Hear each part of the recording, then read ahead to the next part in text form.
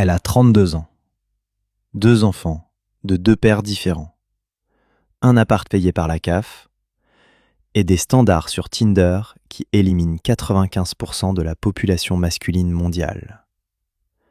Elle veut un homme grand, musclé, ambitieux, émotionnellement disponible, drôle, stable financièrement, sans enfant, qui voyage, qui lit, qui cuisine et qui la comprend sans qu'elle explique.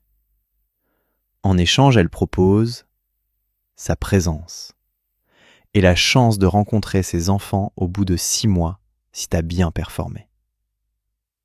Le marché de l'amour en 2026, c'est ça. Des gens qui arrivent avec un patrimoine émotionnel négatif et une liste de critères d'investisseurs, qui offrent rien et demandent tout, et qui appellent ça avoir de la valeur. Avoir de la valeur, c'est pas savoir ce que tu veux.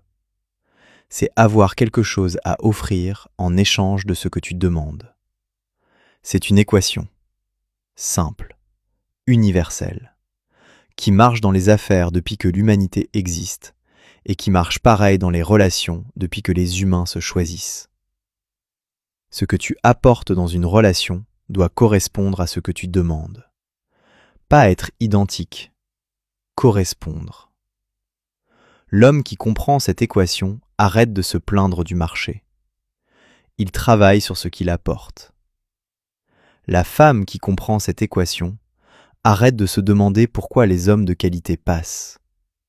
Elle regarde honnêtement ce qu'elle a mis sur la table. Les deux méritent mieux que le mensonge confortable que tout le monde leur raconte. Tout ça est décortiqué bien plus en détail dans le livre. Le lien est dans la bio. Abonne-toi. Ici, on parle de psychologie des relations.